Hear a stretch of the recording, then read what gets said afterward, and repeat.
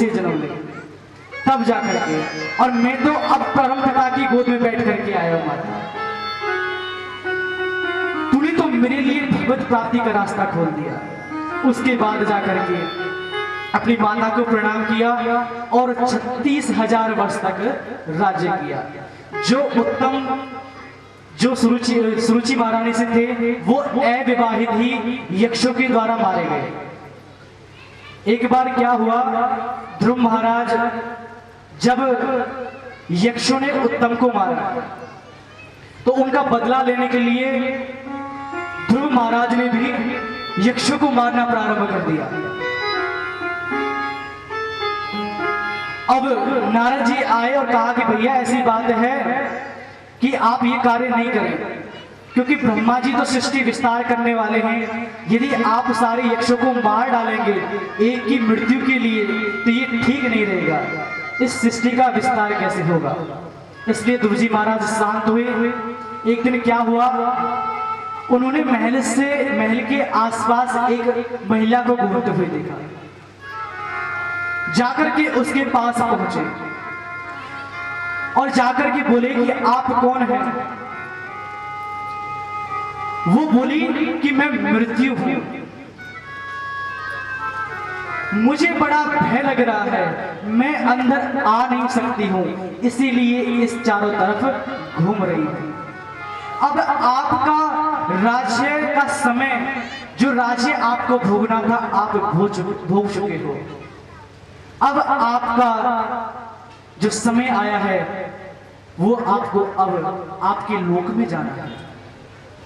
लेकिन प्रकृति का एक नियम है कि बिना मृत्यु के यहां से कोई जाता नहीं। इसलिए हे महाराज, मेरी आपसे एक प्रार्थना है, आप अपने चरण को मेरे शीश पर धर दीजिए। आप जैसे संत महात्मा का मेरे चरण पर जब शीश पर जब चरण रखेगा तो मैं भी धन्य हो जाऊंगी।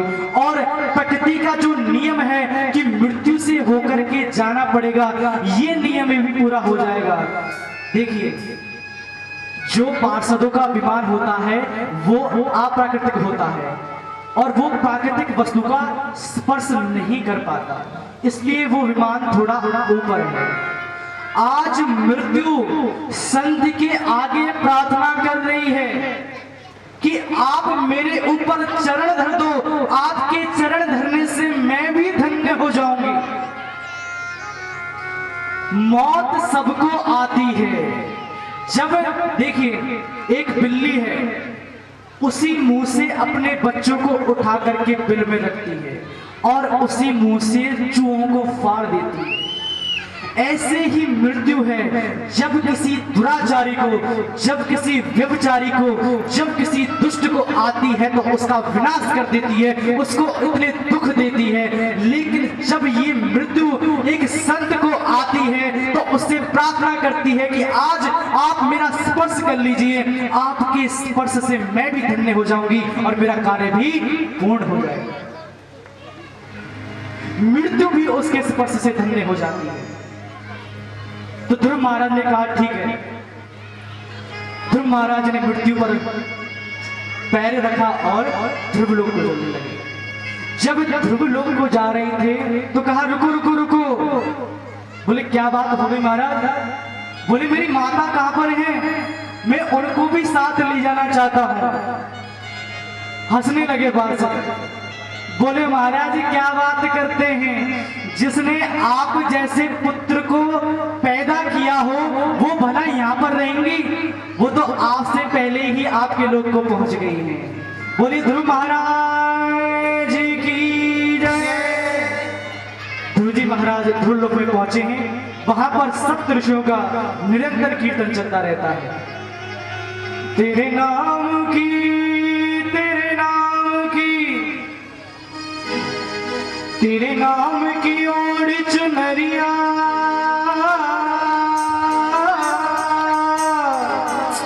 तेरे नाम की ओर चुनरिया, ओ मैं तो नाचूं बीच बाजार में। ऐसी हालत हो गई मेरी सावरिया के प्यार में।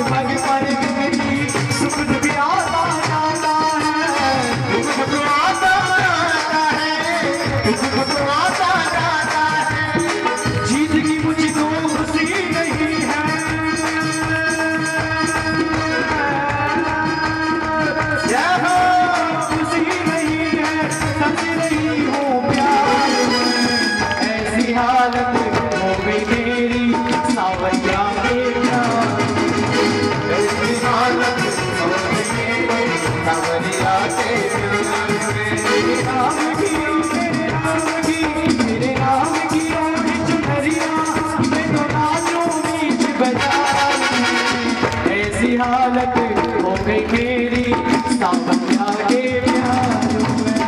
ऐसी हालत हो गई मेरी सावरिया के प्यार में। इस संसार में पग पग पर दुख मिलेगा, सच्चा सुख किसमें मिलेगा? भगवान के प्यार में।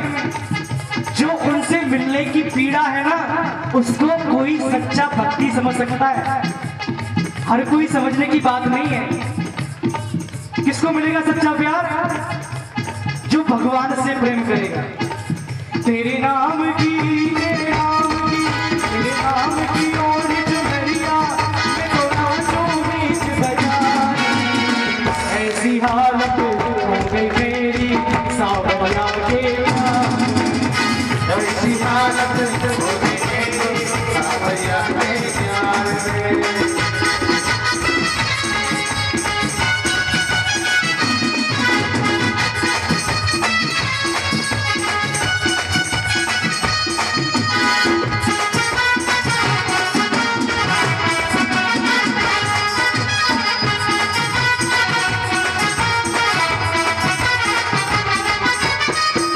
यहाँ पर सबका व्यवहार ना जाने कब कैसे बदल जाए, कुछ नहीं पता चलता। सब मतलब का है, सब एक दूसरे से मतलब के साथ जुड़े हुए। कैसा है? रंग बदलती इस दुनिया में कोई किसी का यार नहीं, कोई किसी का नहीं, कोई किसी का नहीं। रंग बदलती इस दुनिया में कोई किसी का यार नहीं, कोई किसी का नहीं, कोई किसी का नहीं। मतलब की है सारी दुनिया, बिन मतलब व्यवहार नहीं। बिन मतलब व्यवहार नहीं, बिन मतलब व्यवहार नहीं। हार गई हूँ मैं मनमोहन, हार गई हूँ मैं मनमोहन, प्यार की सजा में। ऐसी हालत हो गई मेरी सावरिया के प्यार में। ऐसी हालत हो गई मेरी सावरिया के प्यार में। नाम की तेरे नाम की तेरे नाम की ओर चुनरिया मैं तो नाचूं बीच बाजार में। ऐसी हालत हो गई मेरी सावरिया के प्यार में। ऐसी हालत हो गई मेरी सावरिया के प्यार में।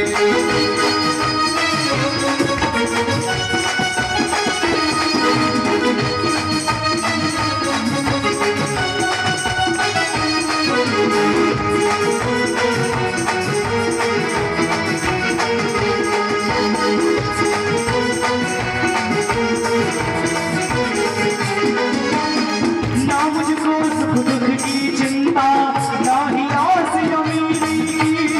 ना ही रात मेरी, ना ही रात ना मुझको सुख दुख की चिंता, ना ही आस अमीरी की। ना ही आस मेरी की, ना ही आस मेरी की। ना मुझको शोहरत की आशा, ना ही फिक्र फकीरी की। ना ही फिक्र फकीरी की, ना ही फिक्र फकीरी की। मुझको सब कुछ मिला है मोहन, जय हो। मुझको सब कुछ मिला है मोहन, आज करूं बेकार में। ऐसी हालत हो गई मेरी सावरिया के प्यार में। ऐसी हालत हो गई मेरी सावरिया के प्यार में। तेरे नाम की तेरे नाम की तेरे नाम की ओर चुनरिया मैं तो नाचूं बीच बाजार में। ऐसी हालत हो गई मेरी सावरिया के प्यार में। ऐसी हालत हो गई मेरी सावरिया के प्यार में। ऐसी हालत हो गई मेरी सावरिया के प्यार में।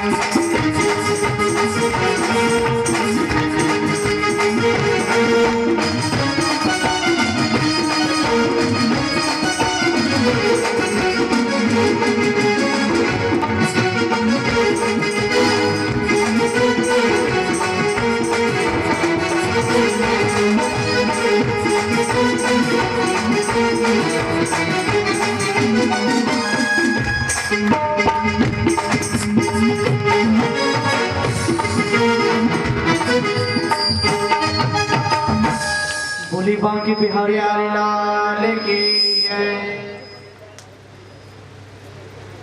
इन्हीं के वंश में आगे चल के राजा हुए अंग, और अंग के हुए बैन। ये महाराज एकदम दुराचारी। कैसे? इसने सबको राज्य में कह दिया कि कोई भी यज्ञ दान आदि कुछ नहीं करेगा, यज्ञ बंद करवा दिए। तो ब्राह्मणों को, ऋषियों को बड़ा क्रोध आया, तो क्रोध से आकर के भस्म हो गया। अब महाराज परेशानी आए कि राज्य का राजा किसको बनाया जाए। राजा तो भस्म हो गया, तो क्या किया, उनका बाहुओं का मंथन करके उनकी बाहु से पृथ्वी महाराज प्रकट हुए। ये स्वयं भगवान का अवतार है। बोलिए पृथ्वी महाराज की जय। ये भगवान के अनन्य भक्त हुए। इन्होंने भगवान के लिए 100 अश्वमेघ यज्ञ किए, लेकिन जब 100वां अश्वमेघ किया तो इंद्र को खतरा हो गया अपनी राजगद्दी का। तो क्या किया, घोड़े को चुरा करके ले गया यज्ञ के। लेकिन तब भी भगवान प्रसन्न हो गए, उनको दर्शन दिए और कहा, बताइए आप क्या मांगना चाहते हैं। बोले महाराज आपके दर्शन हो गए, मैं आपसे कुछ नहीं मांगना चाहता। बोले मेरी इच्छा है, तुम मांग लो। बोले महाराज मैं इन 2 कानों से आपकी कथा को ढंग से श्रवण पाल कर नहीं पाता हूँ, इतना आनंद ले नहीं पाता हूँ। मेरे 2 कानों की जगह 10,000 कानों के बराबर मेरे कान कर दीजिए, जिससे मैं आपकी कथाओं को उनमें भर भर के आपकी कथाओं को सुना करूं। मेरे 10,000 कान कर दीजिए। मुझे इन 2 कानों से आपकी कथा सुनने में उतना आनंद नहीं आता जितना आनंद मेरे मन को चाहिए। मैं आपकी भक्ति में एकदम डूब जाना चाहता हूं, बार बार उसी रस को पीना चाहता हूं। भगवान ने कहा ठीक है। पृथ्वी महाराज ने एक बात बोली, भगवान एक बात बोलूं, यदि बुरा ना मानो तो। बोले बोलिए, जरूर बोलिए। देखो बुरा मत मान लेना। नहीं बोलो बोलो।